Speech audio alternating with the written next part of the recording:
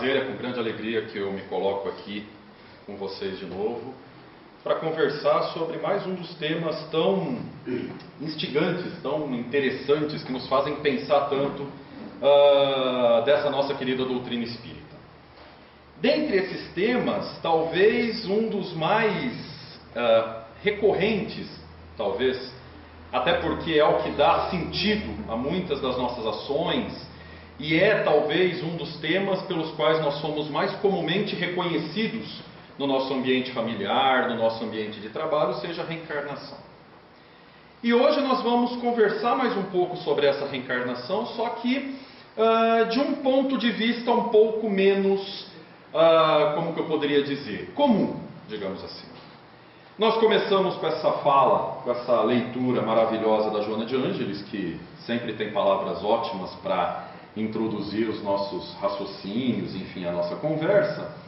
Mas eu gostaria de pegar sempre essa ideia segundo a qual é muito comum, na verdade, nós, enquanto espíritas, sermos identificados como aqueles que acreditam na reencarnação, né? Se nós temos, e isso acontece muito recorrentemente nos meios principalmente familiares, é o tio, o sobrinho que acredita na reencarnação. Como que você é espírita? Sou. E no que um espírita acredita? Na reencarnação, né? Entretanto, é sempre importante, eu acho que vale a pena nós refletirmos um pouco sobre o fato de que, inaugurada por assim dizer, há 159 anos por Allan Kardec, a doutrina espírita, contudo, não detém o monopólio da crença na reencarnação. Na verdade, nós pensarmos a doutrina espírita como aquela que propõe a reencarnação, explica apenas uma parte da questão. Uma parte importante, porém longe de ser a totalidade. Porque quando nós pensamos em reencarnação, quando nós pensamos em uma filosofia reencarnacionista, nós estamos falando em uma preocupação, em um tema que vem acompanhando a humanidade desde a sua origem. Exatamente por ser uma coisa do espírito, exatamente por ser algo imanente à criação divina, que é a vida no planeta Terra e nos diversos orbes do universo, a reencarnação é percebida e apresentada pela humanidade desde o momento em que ela adquiriu a razão, ou a posse da razão, e a capacidade de analisar a sua própria realidade, a sua própria existência. Então é sempre importante nós nos lembrarmos de que, crentes da reencarnação que nós somos, nós entretanto não possuímos o monopólio dessa crença. E aí eu trouxe alguns exemplos, só para nós visualizarmos o quão antigo é esta percepção. E percepção essa, antiguidade essa, que pode nos servir como um bom argumento, como um poderoso argumento para explicar, afinal de contas, no que nós acreditamos enquanto espíritas. Então, quando nós pegamos, e aí eu me vali um pouco da minha formação de historiador, para pegar alguns documentos mais antigos que já falam da reencarnação, e são documentos antigos mesmo. Se o Espiritismo, enquanto doutrina, enquanto corpo de crenças, completará 159 anos em 2016, nós temos um documento que vem do Egito e que tem aproximadamente 5.016 anos, ele é de 3.000 a.C., que já fala de reencarnação. E ele nos apresenta da seguinte forma, uma forma bastante clara, bastante incisiva. Antes de nascer, a criança já viveu e a morte não é o fim. A vida é um evento que passa como o dia solar que renasce. Isso já Egito, 3.000 a.C. Se nós andarmos 1.000 anos para frente, veja, 1.000 anos, né? Nós estamos 2.000 na frente de Cristo, né? Da época em que Cristo viveu. Então vamos sair desse papiro e andar mais 1.000 anos.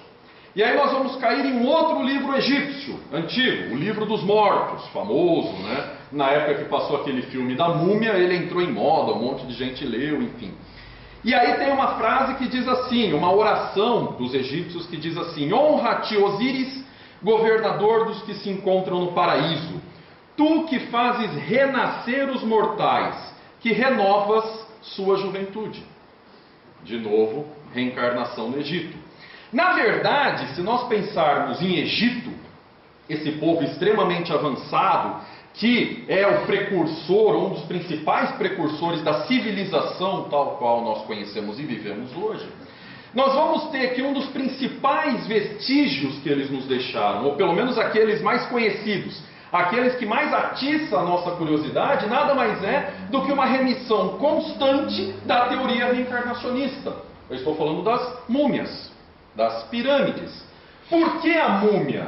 Porque crentes da ideia de que a pessoa renasce mantendo a sua essência, eles, entretanto, confundiam essa essência, não atribuindo a uma alma ou a um espírito, mas sim ao corpo pré-existente. Então a ideia não é que a pessoa mumificada renasceria naquele corpo, e aí não seria mais reencarnação, seria ressurreição, que é uma outra ideia, mas sim que ela renasceria do ventre da sua mãe, tomando o corpo mumificado como modelo.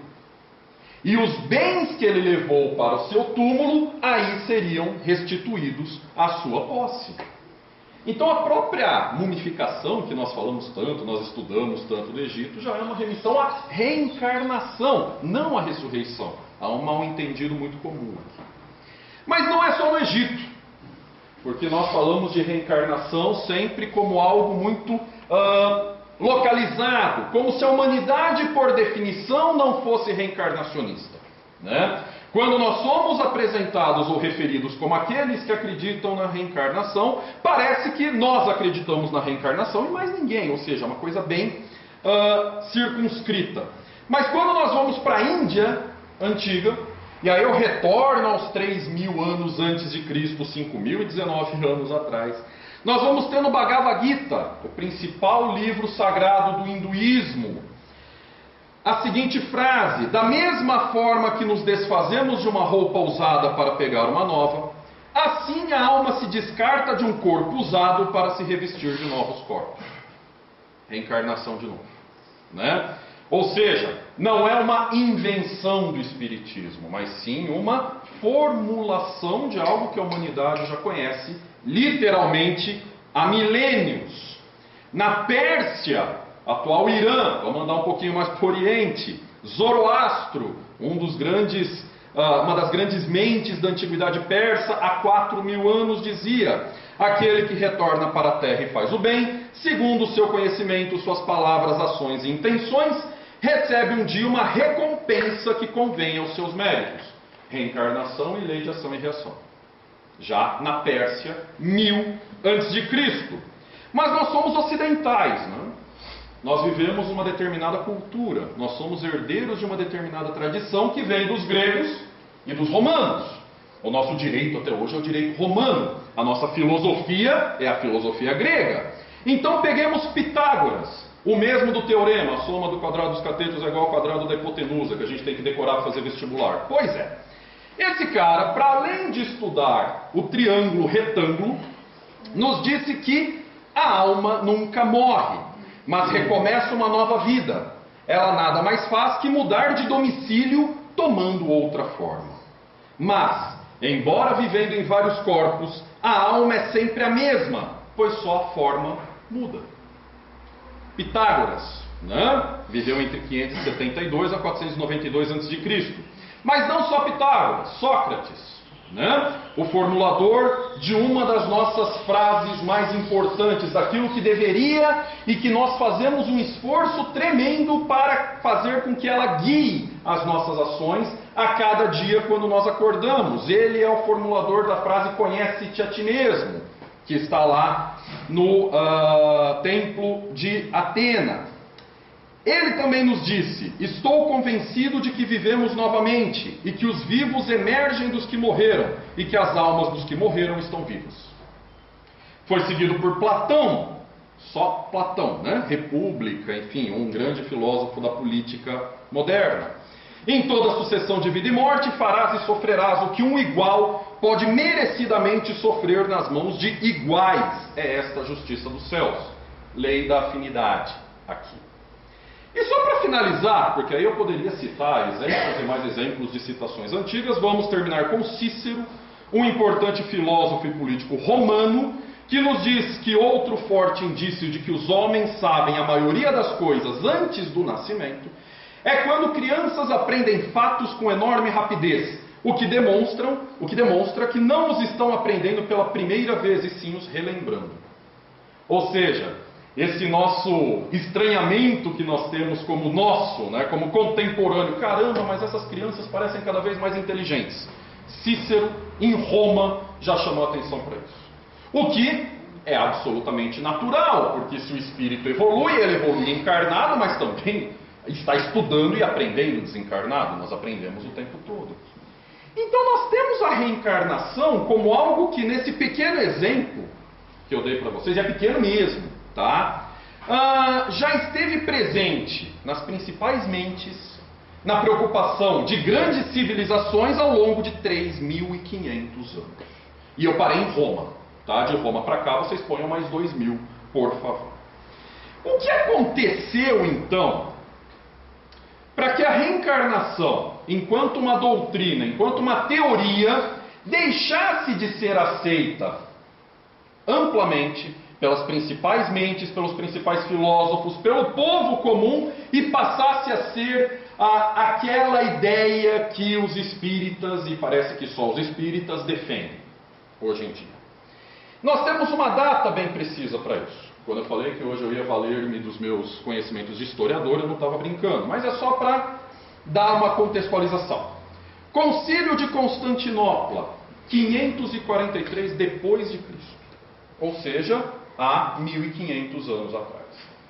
A reencarnação esteve na ordem do dia por 3.000 anos, aí em 543, vamos repensar a coisa. E aqui nós temos Constantinopla, atual Istambul, tá? Localizado na Turquia. E em 543, o imperador bizantino, pois é, vocês acharam que aquela aula de história do ensino médio vocês nunca mais iam usar, né? Nunca mais é preciso ouvir falar de Império Bizantino na vida. Pois ele está aqui de novo. Justiniano, ele tinha uma oposição frontal à teoria da reencarnação. Ele não podia ouvir falar de reencarnação. Reencarnação era proibido no Império Bizantino, um dos principais da época. E tudo isso por conta de sua esposa, a imperatriz Teodora. Se Justiniano não gostava de ouvir falar de reencarnação, a Teodora então corria enlouquecida quando alguém falava na palavra. Por quê? Porque Teodora, antes de se tornar imperatriz, antes de se casar com Justiniano, e aí vamos para a seção caras do Império Bizantino, né? Ela havia tido uma profissão que a desmereceria na sociedade bizantina da época. Ela havia sido cortesã. E ela havia sido cortesã por vários anos. Inclusive Justiniano a teria conhecido nessa condição e, se apaixonado, teria transformado em imperatriz. Só que, como convém a toda imperatriz que se preze, ela escondia isso com todas as forças do seu ser. O que a levou a cometer simplesmente o assassinato de 500 das suas antigas colegas. Mandou matar 500 cortesãs de Constantinopla. O problema é que a partir daí, ela começou a sofrer insistentemente com um receio muito forte, com um medo muito grande, do italiano puro, paura mesmo, que era a ideia segundo a qual a teoria reencarnacionista, então muito em voga, tida como algo absolutamente natural na época, não se discutia a reencarnação, porque todo mundo sabia que existia, e isso não se discute, é algo como uma lei da natureza. O dia vai nascer amanhã, eu vou renascer quando eu desencarnar, absolutamente natural. Mas de acordo com esta ideia, o que teria que ser feito por Teodora em uma vida posterior à que ela vivia? Teria que se redimir, ou, para usar o termo da época, das cartas que ela deixou, e ela deixou várias cartas, teria que pagar pelo assassinato das suas 500 colegas. Ideia que começou a apavorá-la. Qual a melhor solução que ela tomou para isso? Ora, em um império bizantino, na qual o imperador era o representante direto de Deus na Terra, convenceu o marido a revogar a teoria da reencarnação.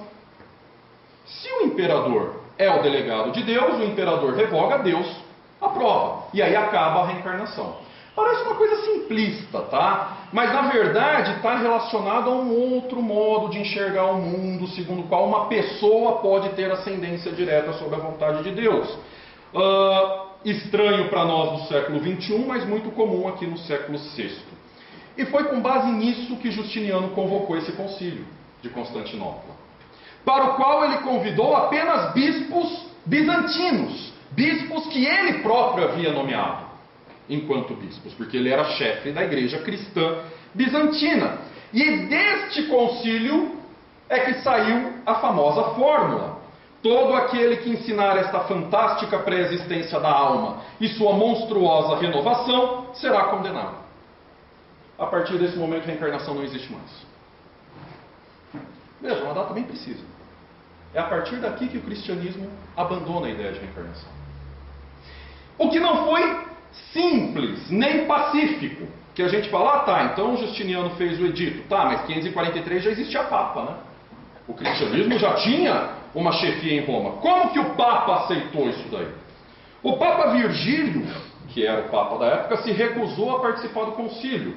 E só aprovou o edito quando tinha um exército de 5.000 pessoas na frente da casa dele. Ou ele assinava o edito, ou acabavam com Roma. Mesmo tendo assinado esse edito, o próprio Papa Virgílio, em suas homilias, como por exemplo a Missa do Galo e outras que nós temos até hoje na Igreja Católica, continuou se referindo à reencarnação como algo existente. Os três papas seguintes, Pelágio I, Pelágio II e Gregório, não é meu antepassado, é só o nome, né?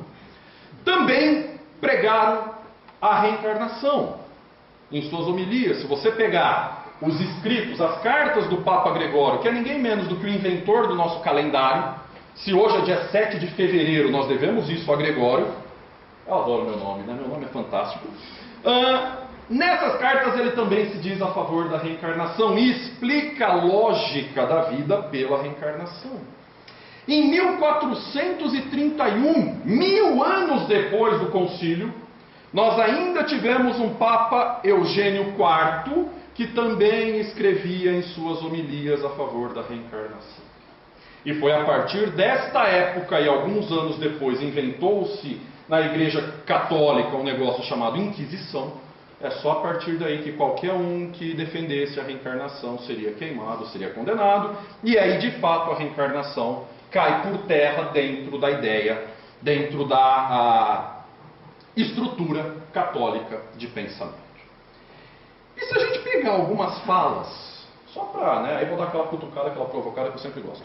Se nós pegarmos algumas falas, alguns textos, algumas coisas deixadas pelo nosso atual Papa, o Francisco, a gente também vai ver reencarnação em algumas partes de modo bem claro, bem colocado ali, tá? Então nem mesmo na Igreja Católica essa é uma questão resolvida. Ela foi muito mal resolvida em 543. Tudo isso para dizer para vocês o seguinte, pessoal. Agora, parei de brincar de professor de história, né? Porque ninguém merece domingo de manhã, carnaval, ouvindo história, não dá, né?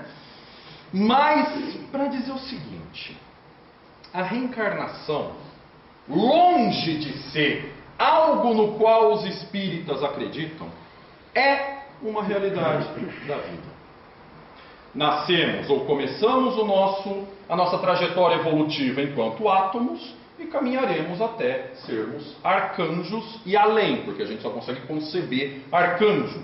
Nós somos muito bons em conceber coisas ruins, coisas más, né? Eu até falei sobre isso com vocês da última vez que eu estive aqui. Mas conceber coisas boas, conceber coisas evoluídas, nós temos uma dificuldade tremenda. Simples, nós podemos falar daquilo que nós já passamos, não daquilo que nós ainda não vimos.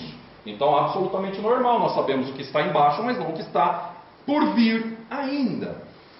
E como uma das coisas da vida, como uma das coisas que nós não podemos nos furtar, e nós, enquanto espíritas, crentes de que nada é por acaso e de que tudo pode ser explicado e deve ser explicado a partir do uso da nossa razão, o Espiritismo enquanto uma fé raciocinada, uma doutrina baseada na fé raciocinada, devemos nos perguntar então qual o motivo da reencarnação. Qual a necessidade pela qual reencarnamos? Porque vamos combinar que, como já diz Divaldo em uma das suas fantásticas palestras, ninguém é privilegiado. Ninguém está aqui a passeio. Ninguém está aqui de férias. Nós podemos ter uma profunda e incontida inveja de alguém. Geralmente os mais ricos, os mais poderosos. Meu Deus, eu queria ser o Bill Gates. Eu queria ter tanto dinheiro quanto Steve Jobs. Entretanto, você vai ler a biografia do Steve Jobs e vai ver que a vida dele foi tudo menos fácil. A começar que o filho dele não podia vê-lo, literalmente, na frente. Basicamente, o filho do Steve Jobs está na sala, o Steve Jobs chegava, o filho saía. Vamos combinar que uma pessoa assim não pode ser feliz. Entretanto, é uma das pessoas mais ricas do mundo. Né? Se nós pensarmos no atual cara mais rico do mundo, o mexicano Carlos Slim, também tem 4 filhos que simplesmente estão sendo processados por tentativa de dar um golpe, inclusive envolvendo ameaças de assassinato ao próprio pai. Então, pode ser rico, pode ser poderoso, ninguém tem vida fácil nesse planeta. Um mundo de provas e expiações. Se ninguém tem vida fácil nesse planeta e todos têm os seus problemas, ninguém aqui está imune a isso, pelo menos ao que eu saiba. Se alguém estiver, parabéns aí, ganho a minha inveja desde já. Por que nós encarnamos então? Punição? Encarnamos porque nós cometemos erros. Isso aí a gente às vezes ouve essa explicação, inclusive de nossos amigos de fé, nossos colegas de fé. Nós cometemos erros no passado e temos que pagar. Então a gente reencarna para pagar os erros do passado. Seria só isso? Deus seria soberanamente justo e bom se ele forçasse os seus filhos a reencarnar única e exclusivamente para pagar? Ou seja, é literalmente uma prisão aqui, né? Você vem para cumprir sua pena. E a hora que você acaba de cumprir sua pena, o que acontece? Aí você então vira um espírito puro. E aí criam-se aquelas ideias, não, acho que mais umas 5 ou 10 reencarnações eu já vou ser espírito puro. Né? Porque, eu não tenho tanto erro assim, né? Eu já estou fazendo tão bem, olha só, eu dou até esmola. Olha que bacana. Né? O que simplifica demais as coisas. Esses caras, esses egípcios, esses hindus, esses persas, estão falando de reencarnação há 5.000 anos. Provavelmente nós estávamos com eles falando de reencarnação lá atrás. Provavelmente a gente estava lá. Num nível muito abaixo de compreensão deles, inclusive. Né? E vamos estar falando de reencarnação daqui a 5.000 anos. Talvez com uma compreensão um pouquinho melhor do que ela seja, porque nós apenas conseguimos arranhar o que seja reencarnação. Mas então, se não é única e exclusivamente para pagar, qual a ideia de reencarnar? Com aquele parente que eu não gosto, com aquele patrão que eu não suporto. E aí, né, música do Raul Seixas, né? Se você não gosta do TP, por que você não pede demissão? Não dá, eu dependo. Cria-se uma situação na qual você tem que conviver com aquele cidadão que você não gosta. E aí aí cria-se aquelas frases, né? Deus é uma pessoa bem-humorada. O problema é que a noção de humor dele é meio distorcida, né? Porque, caramba, as pessoas mais inconformadas. Por que isso acontece? Pela nossa necessidade de evolução, de melhoria, de aprendizado. Nós não estamos pagando o que nós cometemos, mas nós estamos tendo a oportunidade de aprender com as consequências do que nós cometemos. E como que você aprende com as consequências do seu ato? Não adianta simplesmente alguém chegar e falar: mal, Vitor, você fez errado, vai para o cantinho pensar no que você fez. Eu vou ficar lá no cantinho pensando: puxa, minha mãe é chata, meu pai é bobo, eu quero sair daqui. Não, eu sou uma criança mimada. Nós ainda estamos iniciando a nossa jornada evolutiva. Nós somos crianças espirituais ainda. Como que você aprende enquanto criança as consequências dos seus atos? Sofrendo você mesmo a consequência dos seus atos. Você só para de pôr apelido no seu coleguinha da escola quando você mesmo ganha um apelido e não gosta dele. Aí, isso aqui não é legal, não vou mais fazer, né? Pega mal. É assim que a gente aprende. Haverá um momento em que não precisaremos mais disso. E aí nós teremos evoluído para um espírito bem-aventurado. Nós estamos aqui, e eu sei que eu repito isso várias vezes em todas as minhas falas, mas é bem isso mesmo. Eu gosto de repetir, porque quando a repetição fica chata, é porque a gente já aprendeu. E aí, se a gente já aprendeu, é sinal de que nós evoluímos. Olha que legal. A nossa única função é aprender, é nos melhorar a cada dia. Nesse sentido, mais do que pensar, na próxima vida eu resolvo, e pensar cada encarnação como uma jornada, que tal se nós pensarmos em cada dia como uma jornada? Cada adormecer como fim e cada acordar como um início. Mais do que pensar eu melhoro na próxima vida, que tal melhorar no próximo dia? Não? Mais do que pensar, não, eu vou desencarnar, aí lá na erraticidade eu estudo e na próxima vida eu aplico, por que eu não vou estudar agora? E aplicar agora também. Tudo bem, lá na frente eu vou continuar fazendo isso, mas e agora? Por que eu não tenho que esperar a próxima e não resolver agora? Por que eu tenho que adiar o que está na minha mão agora? Porque a oportunidade, ela passa uma vez. Pode até ser que ela vire a esquina e passe no ponto de ônibus de novo, mas ela vai estar mais lotada. Eu não vou poder sentar, vou ter que ir em pé. Porque pegou mais gente no caminho. Sempre a evolução. A necessidade da reencarnação, na verdade, quando nós nos perguntamos por que eu reencarno, eu estou perguntando errado. Eu estou perguntando por que eu não aproveito a minha reencarnação. E não pensar em termos de vida. Eu vou viver 70 anos, aí eu desencarno, descanso. Mentira, a gente não descansa, pelo contrário, desencarnou, trabalho dobrado, né? Descanso e aí eu volto bem na próxima, que nem agora, né? A gente dá uma pausinha pro carnaval, e aí depois do carnaval volta trabalhando com vigor. Não, quinta-feira vocês vão ver, eu vou estar empolgadaço lá, vou nada. Eu vou estar com uma preguiça danada, vou xingar para acordar, porque, eu estava acordando 10 horas da manhã, agora eu tenho que acordar 5. Alguém vai acordar feliz? Né? Quanto mais tempo você dorme, parece que mais sono a gente tem. Então não pensar na próxima vida, pensar no próximo dia. Aliás, não no próximo dia, né? Que essa é uma coisa que eu sempre faço. O pessoal comemora Ano Novo. Ei, rojão, festa, feliz Ano Novo. Que tal? Bom dia. Feliz Dia Novo.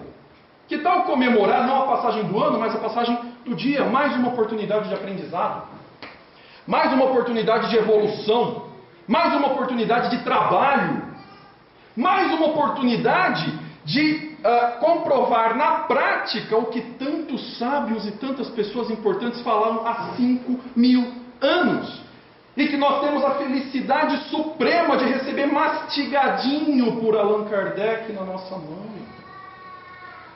Nós não somos privilegiados por ser espíritas e acreditar na reencarnação. Pelo contrário, é que a gente já teve tanta oportunidade e não aproveitou, que agora os espíritos mentores falaram, então amigão, vai lá, eu vou te dar tudo mastigadinho.